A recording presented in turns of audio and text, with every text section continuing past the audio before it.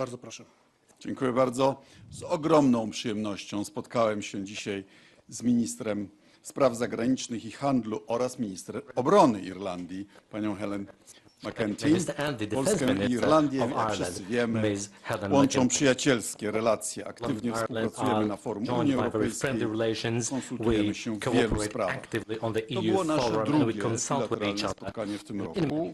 W marcu gościliśmy w Warszawie pana premiera Irlandii. Łączy nas silna polska diaspora, która znalazła w Irlandii drugi dom. Szacujemy, że liczy ona w tej chwili około 120 000 osób, które są oczywiście pomocne między naszymi krajami. Są pozytywnie postrzegane nie tylko ze względu na profesjonalizm, ale także wkład w irlandzką gospodarkę i otwartość na integrację. Rozmawialiśmy dzisiaj głównie o zbliżającej się prezydencji Irlandii w Unii Europejskiej od 1 lipca.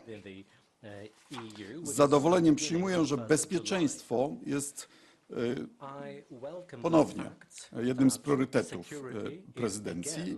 Łączy nas wspólna ocena obecnej sytuacji. Jednoznacznie potępiamy rosyjską agresję na Ukrainę.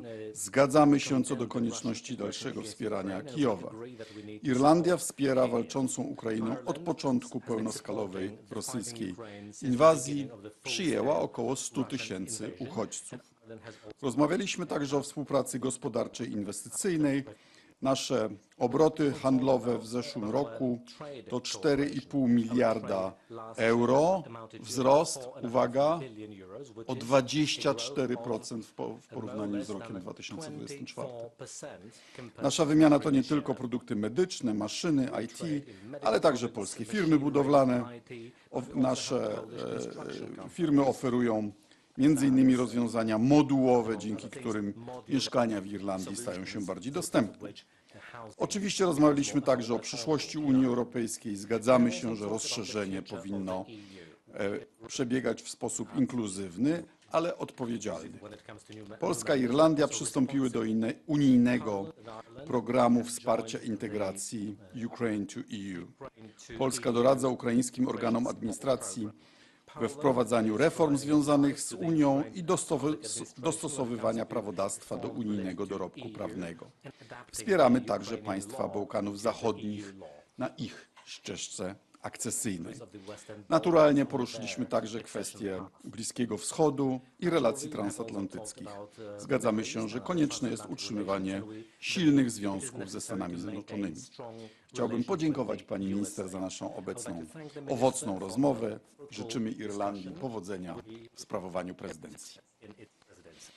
Thank you.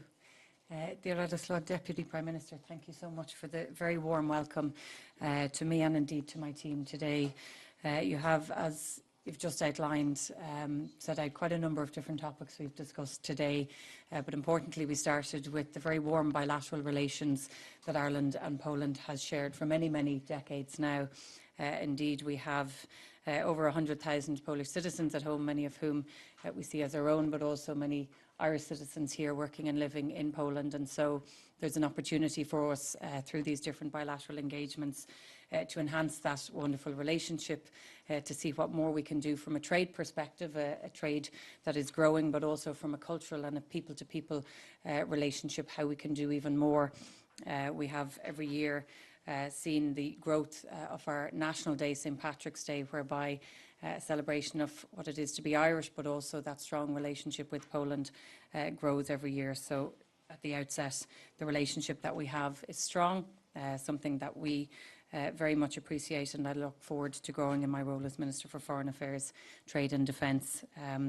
As the Deputy Prime Minister has outlined, quite a lot on the agenda. First and foremost, we really have ensured that our priority to support Ukraine is front and centre in everything that we do, and certainly during Ireland's presidency we will ensure that our support for Ukraine does not waver, that the progress that we need to make on sanctions against Russia and making sure that the €90 billion loan is applied and that Ukraine feels the benefit of it, but that we continue to work together collectively as an EU to show our support, because supporting Ukraine is also about supporting the security of the EU and the wider European perspective.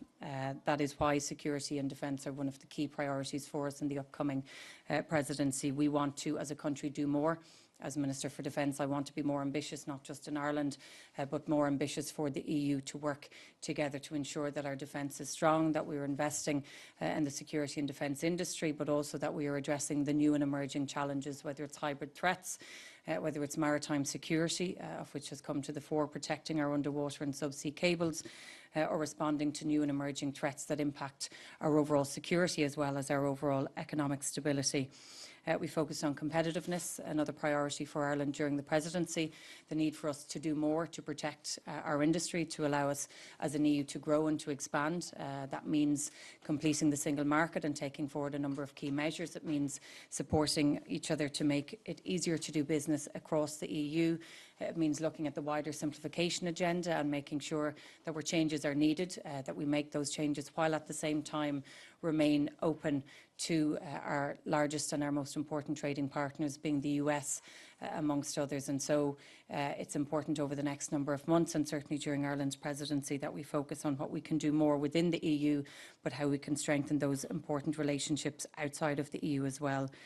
In terms of our presidency also, we discussed the key values that underpin so much of what we do, and of course many of the conflicts that are taking place across the world, not just in Ukraine but in the Middle East. There is an absolute imperative on the EU to do everything that we can to bring those conflicts to an end, to support those who need our help the most, and these are issues that will remain firmly on the agenda. From an enlargement perspective and from the future of the EU perspective, Ireland is a firm believer in enlargement. We as a country have seen how in a very short space of time we've benefited through our membership of the EU, but also what it means for individual member states as well as the security of the wider EU. And so we'll hope to progress a number of important files and again appreciate the support from our colleagues here in Poland and the wider EU. So a huge amount on the agenda. I think a lot that we want to achieve together, a huge amount of areas in where we are very much aligned and want to make progress on. And I again thank my colleague for his support and any advice that he may give me in the time ahead, given Poland's successful presidency only in the last year and a half. Thank you. Ministers, thank you so much. Mamy czas na kilka pytań, także bardzo proszę przedstawić się też redakcję i pytania. Bardzo proszę. To może to pan po środku. Ale w sprawach zagranicznych. Tak, tak, trzymajmy się proszę, tak jak ustalaliśmy. Dzień dobry, tak.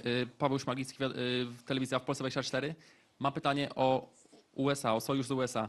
Premier Donald Tusk udzielił wywiadu dla Financial Times. A to w części krajowej, dobra? Teraz mamy panią minister z Irlandii. A jednak czy podziela pan te wątpliwości premiera Tuska?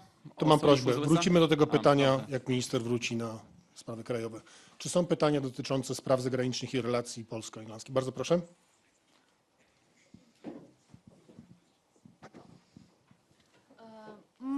Maria Czerniachowska-Slawa. My question for both of ministers. Do you see a risk that Russia could use the situation in the Middle East to take limited aggressive action against the Baltic states, for example, Estonia? This view was expressed on Slava by Pavel Koval. What do you think about it? Well, in Poland, we've learned that when Russia threatens you, you should take it seriously, because they sometimes mean it. Higher gas and oil prices do suit Russia. The conflict in the Middle East also draws political and diplomatic attention away from the aggression against Ukraine. So yes, Kremlin is probably pleased. But I would warn them not to try anything funny against NATO. They can't win in Donbas for 4 years. They cannot win with NATO. Certainly, I would say with certainty the conflict in Iran, the wider conflict in the Gulf and the Middle East has the potential to take away the focus on what is happening in Ukraine. It has the potential to take away any focus on any other type of threat that may emerge. And so I think we need to remain absolutely focused in the upcoming presidency, as well as in the months ahead through the Cypriot presidency. Ukraine and how we can support Ukraine, but also put pressure on Russia, will remain firmly on the agenda. And I think that needs to be the case. That's not to say we shouldn't focus on doing everything we can to bring the conflict in the Middle East to a solution and to a peaceful solution. However, what's very clear is that the threat not just in Ukraine, but in the wider EU is real. We need to treat it as real, and we need to make sure that we continue to support Ukraine, to put pressure on Russia, but also to look and see what more we can do as a European Union. And while Ireland may geographically be further away from where the conflict is happening, we are, and I as Minister for Defence am absolutely determined that we'll play our part, that we will ensure security and defence of the EU as a whole is front and centre during our presidency, that we will continue to invest in our defence, that we will continue to invest in new and emerging technologies that are now more needed than ever because of the types of cyber threats and hybrid threats that are emerging, but also that we look at the risks in our maritime domain. In Ireland, we have published a new maritime security strategy, and within that, the ambition is to make sure that collectively we are working more with our EU countries, with international countries, and making sure that we are sharing our knowledge, our experience, and responding to any type of new and emerging threats as they may happen or as they may be possible. So I think we need to make sure that no matter what is happening in the Middle East or in any other part of the world, we are absolutely focused on investing and protecting EU member states, on making sure that we are prepared for any challenges, but also making sure that our focus and our priority is to bring about a peaceful solution. That has to be our number one goal and our number one objective here. Thank you. Czy są pytania jeszcze do naszego gościa i do gospodarza? Jeśli nie, to dziękuję bardzo, panie ministrze. Minister?